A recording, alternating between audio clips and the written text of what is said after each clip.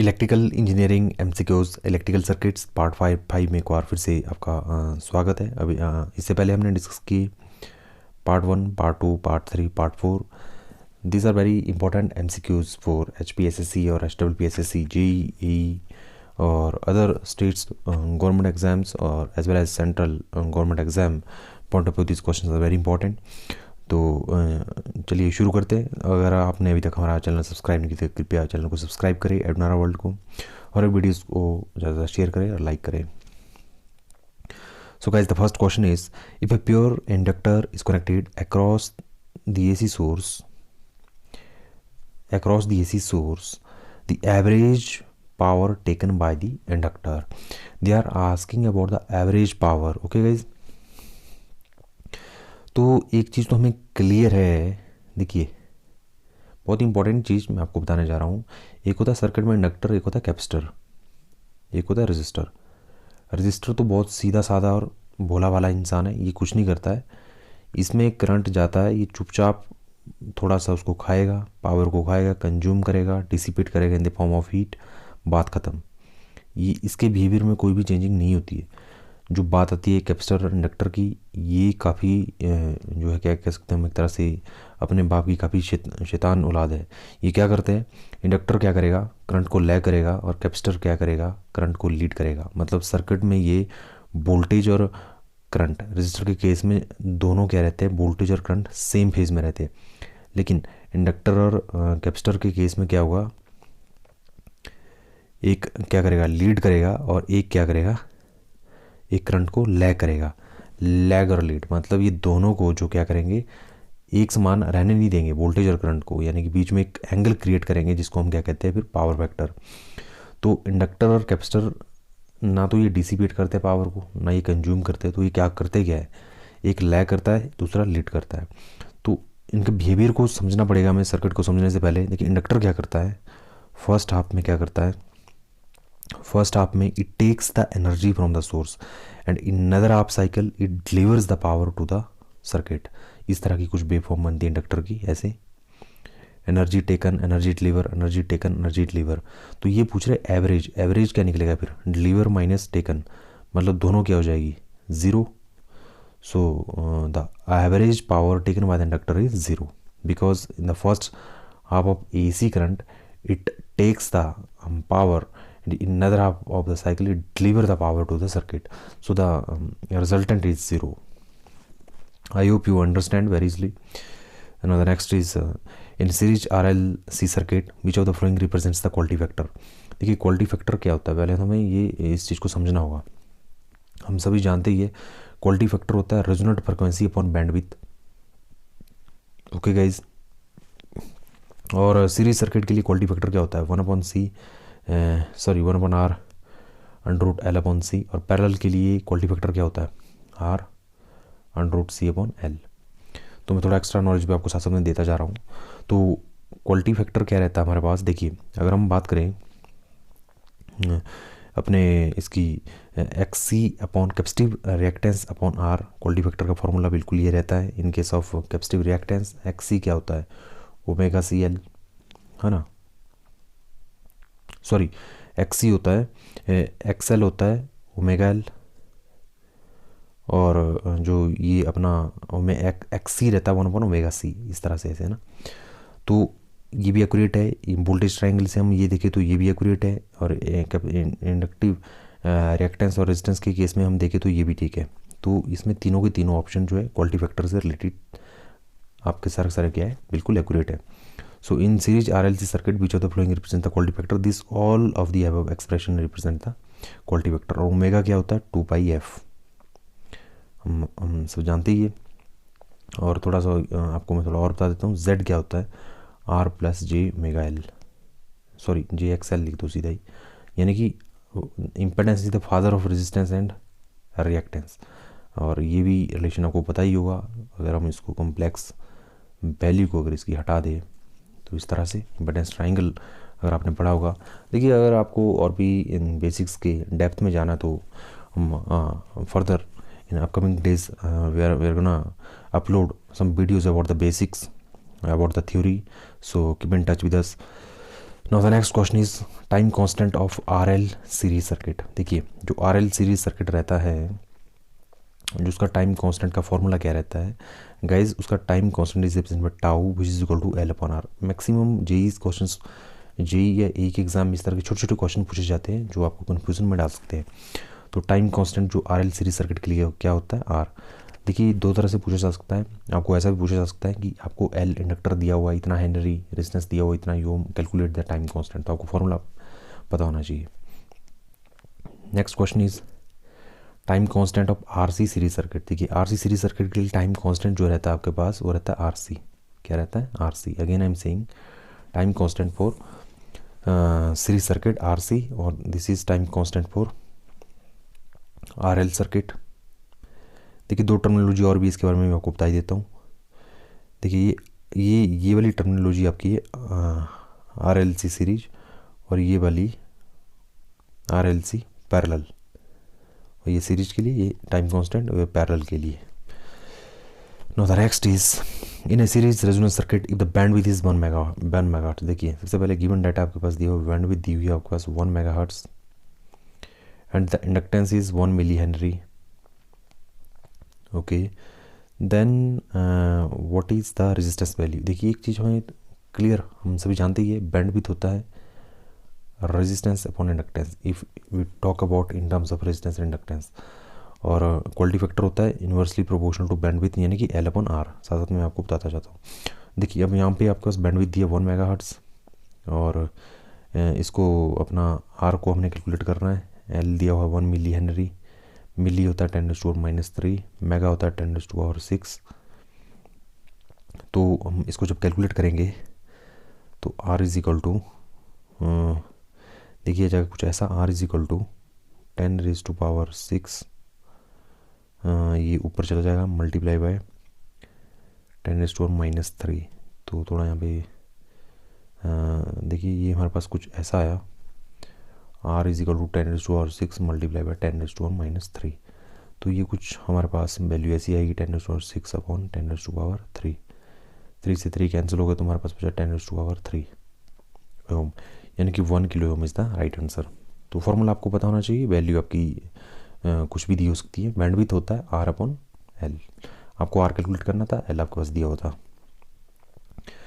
Next is in R L C series circuit if the quality factor is 1 then the damping of the system is. देखिए पहले तो आपको पता होना चाहिए जो डैम्पिंग जीटा निकलता है हमारे पास वो था 1/2 टाइम्स ऑफ क्वालिटी फैक्टर। अब क्वालिटी फैक्टर तो आपके पास बंद दिया हुआ है, तो यहाँ पे 1 पुट कीजिए तो 1/2 कितना आया, 0.5। अब हमें पता है क्रिटिकली डैम्पिंग कब होती है वेवफॉर्म की, जब जीटा आपके पास क्या हो 1। ओवर डैम्प्ड कब होता है, जब zeta greater than 1। Under damped होता है जब जीटा लेस देन 1। और अनडैम्प्ड होता है जब जीटा क्या होता हो, जीटा आपका क्या हो। देखिए अनडैम्पिंग होती है zeta is equal to, critically damping होती है, ओवर डैम्पिंग होती है, फिर अंडर डैम्पिंग होती है। और अनडैम्पिंग कब होगी, जब आपका जीटा इज इक्वल टू क्या होगा 1। ओवर डैम्पिंग में ग्रेटर देन 1। देखिए इस तरह की वेवफॉर्म रहती है, थोड़ा कन्फ्यूजन मैं आपको दूर करा देता हूँ, सॉरी। इसको थोड़ा आप यहाँ से ऊपर रखेंगे। देखिए सपोज ये हमारे पास वेवफॉर्म है, ऐसे इस तरह की वेवफॉर्म है। तो इस तरह से जो ये वाली वेवफॉर्म्स है, इस तरह की सिचुएशंस रहती है आपकी, क्रिटिकली डैम्प्ड, ओवर डैम्प्ड, फिर अंडर डैम्प्ड, फिर अनडैम्प्ड। देखिए zeta is equal to 0 is equal to undamping हो गया, लेस देन 1 के लिए क्या हो गया आपका अंडर डैम्पिंग हो गया, और ओवर डैम्पिंग के लिए ग्रेटर देन हो गया, क्रिटिकल के लिए इज इक्वल टू 1 हो गया। ओके गाइज, तो हमें जो क्वेश्चन पूछा गया है कि if R L C series circuit if the quality factor is 1 then the damping of the system is. हमारे पास जो जीटा कितना आया 0.5, मतलब हमारे पास आया लेस देन 1। लेस देन 1 के केस में क्या होगा, आपके पास अंडर डैम्पिंग होगी। Okay guys, C is the right option. Next is form factor is defined as, जो फॉर्म फैक्टर होता है आपका क्या होता है, देखो बहुत इंपॉर्टेंट है ये। फॉर्म फैक्टर होता है वो होता है RMS value upon average value.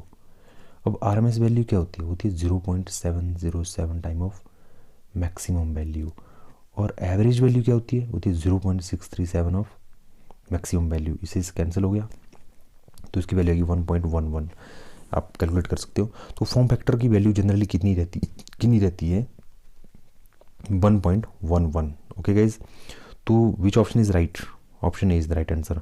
अच्छा थोड़ा आपको और मैं बता दूं कि फॉर्म फैक्टर के बाद एक होता है पीक फैक्टर। पीक फैक्टर क्या होता है, पीक फैक्टर होता है मैक्सिमम वैल्यू अपॉन या जो highest value upon RMS value, that is peak factor, okay guys, maximum value upon BRMS value. एक होता है पावर फैक्टर तो हम सबको पता ही है, cosine of angle between voltage and current, है ना, जो भी आपका रहता है P इज इक्वल टू, हम सभी जानते ही है P इज इक्वल टू क्या होता है VI cos फाई। तो cos फाई यहाँ से क्या आ गया P अपॉन VI, यानी कि true power upon apparent power. Okay guys, इस तरह से तो रिएक्टिव पावर। तो अब देखिए इसमें हमारे से पूछा था form factor is defined as, option A is the right answer. Form factor मैंने आपको बताया, पीक फैक्टर मैंने बताया, क्वालिटी फैक्टर मैंने आपको बताया, और पावर फैक्टर मैंने आपको बताया। पावर फैक्टर खैर मैं लेटर नेक्स्ट क्वेश्चन में डिटेल में डिस्कस करूँगा। तो उससे पहले मैं थोड़ा आपको और बता देता हूँ कि RMS वैल्यू क्या होती है, VRMS क्या होता है, मैक्सिमम वैल्यू अपॉन √2, और एवरेज वैल्यू क्या होती है 2Vm अपॉन पाई। थोड़ा कन्फ्यूज़न आप थोड़ा दूर करें तो आपको प्रॉपरली ये क्लियर हो जाएगा। ओके गाइस, तो now the next question is in steady state condition capacitor act as. देखिए स्टेडी स्टेट कंडीशन में कैपेसिटर एक्ट क्या, पहले तो आपको पता होना चाहिए कैपेसिटर के में जो करंट होता है I is equal to C dV upon dt। ये कह रहे स्टेडी स्टेट का मतलब क्या हुआ, स्टेडी स्टेट कंडीशन में suppose dV upon dt is equal to 0, तो I कितना आया 0। तो करंट जब 0 होता है तो कैपेसिटर क्या होगा, ओपन सर्किट। जिस सर्किट में करंट ही 0 होगा तो सर्किट क्या होगा, ओपन होगा। सर्किट अगर ओपन होगा तो it mean capacitor act as a open circuit, specially in case of steady state. Okay guys, तो स्टेडी स्टेट में मैंने dV1 dt 0 इसलिए लिखा क्योंकि rate of change of voltage steady state में क्या होता है 0। Next question is the average power taken by the pure capacitor is. देखिए अगेन बिल्कुल सेम क्वेश्चन फर्स्ट जो हमने लिया इंडक्टर के केस में, कि इंडक्टर में जो एवरेज पावर टेकन क्या होता है 0 होता है, तो कैपेसिटर में भी एवरेज पावर टेकन क्या होता है 0 होता है। क्यों, क्योंकि first half cycle of AC ये क्या होता है चार्ज, और सेकेंड हाफ ऑफ AC ये क्या होता है डिस्चार्ज। यानी कि कैपेसिटर का भी बिहेवियर बिल्कुल इंडक्टर की तरह है। इंडक्टर पहले एनर्जी फर्स्ट हाफ साइकिल में एनर्जी लेता है, it takes the energy, in the second half it deliver the energy. But capacitor क्या करता है, फर्स्ट हाफ साइकिल में क्या करता है, ये चार्ज होता है, सेकेंड हाफ साइकिल में सर्किट में ही अपनी एनर्जी को क्या करता है डिस्चार्ज करता है। तो टोटल जो एवरेज जो निकलता है दोनों का माइनस, तो उससे क्या आएगा हमारे पास 0। आप समझ गए होंगे, जैसे कि मैंने आपको बताया कि 3 एलिमेंट सर्किट में मेजरली होते हैं, इंडक्टर, कैपेसिटर, इंडक्टर और रेजिस्टेंस। ये बहुत शरीफ इंसान है जो पावर को सिर्फ डिसिपेट करेगा। ये दोनों काफ़ी चापलूस है, इंडक्टर और कैपेसिटर। एक सर्किट में क्या करेगा, पहले एनर्जी टेक एनर्जी डिलीवर, है ना, sorry energy take energy deliver. ये क्या करेगा, पहले चार्ज होगा फिर डिस्चार्ज होगा। थोड़ी स्मार्टनेस ये सर्किट में दिखाते हैं ये दोनों, तो इसलिए इनके बिहेवियर के बारे में आपको सर्किट में पता होना चाहिए। In a series RL circuit voltage across resistor and inductor are very important questions हम यहाँ पे ले रहे हैं। देखिए सीरीज RL सर्किट की बात ये कर रहे हैं, सीरीज RL सर्किट की ये बात कर रहे हैं, कुछ ऐसा circuit. The voltage across the register, इसके अगेंस्ट 3 वोल्ट है और यहाँ पे आपका 4 वोल्ट है, आई थिंक सो, यस 3 और 4 volt. Then what is the applied voltage. देखिए जो अप्लाइड वोल्टेज होती है हम सभी जानते हैं वो होती है अप्लाइड वोल्टेज का स्क्वायर, टोटल वोल्टेज का स्क्वायर होती है रेजिस्टेंस के अगेंस्ट का वोल्टेज का स्क्वायर प्लस इंडक्टर के अगेंस्ट जो वोल्टेज है उसका स्क्वायर। ना ये वैल्यू को यहाँ पे पुट करते हैं, VR की वैल्यू 3 का स्क्वायर प्लस 4 का स्क्वायर उस साइड वाला स्क्वायर दूसरी साइड चले गया तो अंडर रूट हो गया। 3 square 9 plus 16 25 under root 25 under root 25 यानी कि 5 volt is the right answer. Option B is the right answer guys. Now the next question is the alternating names for active power. देखिए थोड़ा इसको मैं और बेहतरीन तरीके से आपको समझाने की कोशिश करूँगा। सपोज ये हमारे पास चिप्स का पैकेट है, थोड़ा आप समझने की कोशिश करें। चिप्स का पैकेट है और चिप्स के पैकेट में हम सभी जानते ही है 60 से 75% तो हवा ही भरी रहती है ना, हवा भरी रहती है।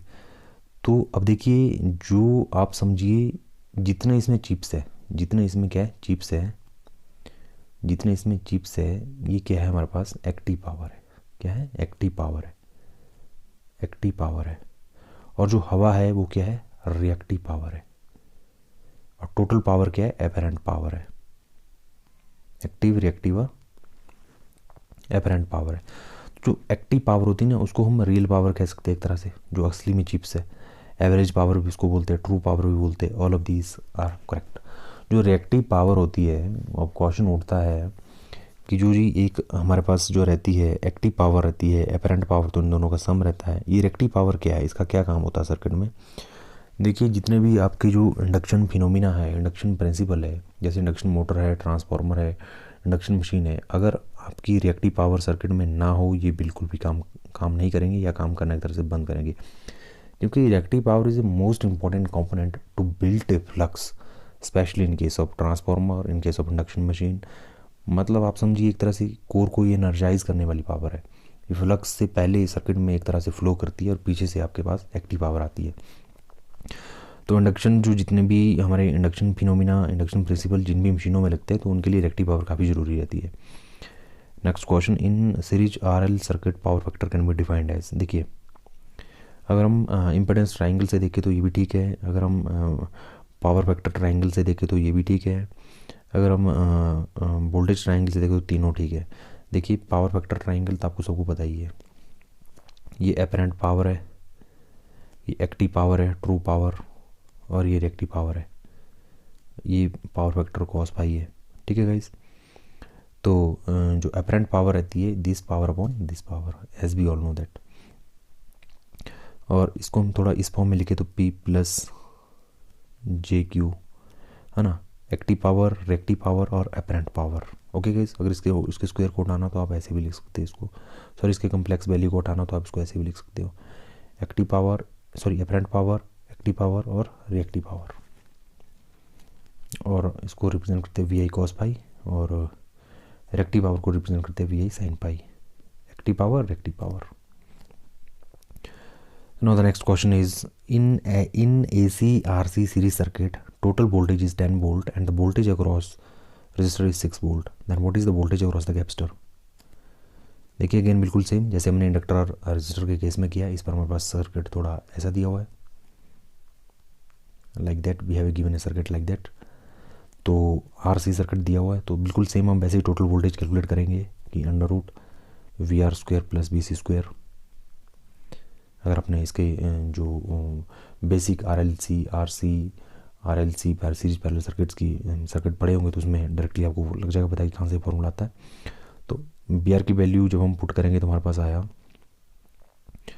टोटल वोल्टेज दिए सर आपके पास 10 वोल्ट, और आपके पास VR स्क्वायर दिया हुआ है, voltage across resistor 6 square plus VC square under root. देखिए हमारे पास कुछ ऐसा आ रहा है, थोड़ा इसको दोनों साइड स्क्वायर रखिए, आप इसको अंडर रूट में मत लीजिए, थोड़ा इसको ऐसे रखिए कि टोटल वोल्टेज 10 वोल्ट, 10 का square is equal to voltage across resistor 6 का स्क्वायर प्लस BC स्क्वायर, इसको ऐसे रखिए आप। तो गाइज ये 100 minus 36 is equal to BC square, या 64 is equal to VC square, तो VC is equal to under root 64 which is equal to 8 volt. Guys 8 volt, option B is the right answer. Sorry. Now the next question is in series RLC circuit voltage across resistor, inductor and capacitor are 5 volt, 2 volt and 2 volt respectively, and find total voltage. अब देखिए guys total voltage मैंने आपको बताया कि total voltage square होता है B are का square plus, लेकिन जो इंडक्टर और कैपेसिटर के केस में क्या रहता है, ये दोनों का माइनस का स्क्वायर। ठीक है, अगर आपने जो इसकी फेजर डायग्राम अगर आपने इसका स्टडी किया होगा तो वहाँ से ये फॉर्मूला इस टाइप का आता है। तो वी आर स्क्वायर क्या हो गया, 25 5 का square plus V L minus B C, V L minus B C, ये तो 2 वोल्ट और 2 वोल्ट हो गया, 2 - 2 0, 0 का स्क्वायर 0, तो ये हो गया हमारे पास V T square is equal to 25 और V T is equal to √25 which is equal to 5 volt is the right answer. Option D is the right answer guys. दो फार्मूला आपको पता होना चाहिए। जो आपका सीरीज आरएलसी सर्किट में अगर तीनों के अगेंस्ट वोल्टेज हो तो हमारा ये फार्मूला लगता है। सेम अप्लाई टू करंट, अगर वोल्टेज की जगह करंट दिया होता तो फार्मूला बिल्कुल सेम रहता। हम बी को रिप्लेस करते हैं आई से। Now the next question is in RLC series circuit if the voltage across the capacitor is greater then the voltage across the inductor. मैंने आपको बताया कि जो जहाँ भी कैपेसिटर जो होगा सर्किट में जितना ज़्यादा होगा या वोल्टेज उसके अगेंस्ट ज़्यादा होगी एज़ कम्पेयर टू इंडक्टर, तो सर्किट क्या होगा आपके पास लीडिंग, और इंडक्टर का प्रभाव ज़्यादा होगा तो सर्किट क्या होगा लैगिंग। रजिस्टर के केस में होगा यूनिटी। क्वेश्चन पूछा हुआ है voltage across capacitor is greater means circuit is B C is greater than V L, circuit is leading, और B C is less than B L, circuit is lagging.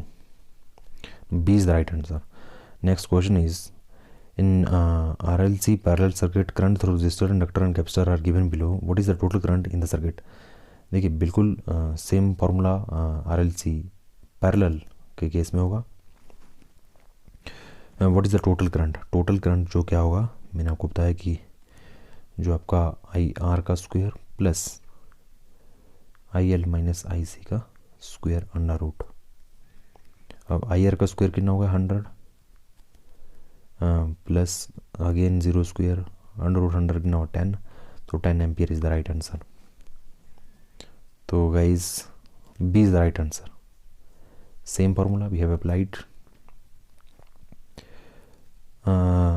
So guys it was our last question. I hope you understand in a proper way or in a proper manner. थोड़ा मैं आपको इसके बारे में बता देता हूँ। देखिए impedance is nothing but simply, एक ईजीएस्ट वे में आपको बता रहा हूँ, impedance is nothing but simply father of resistance and reactance. Okay guys, and admittance is nothing but simply reciprocal of impedance.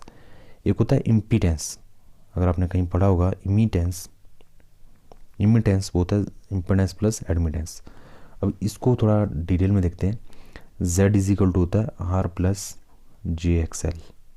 Okay guys, plus J XL या R plus R minus जे XC. अगर हम XC की case में इसको ले तो XC होता है एक्स एल होता है ओमेगा एल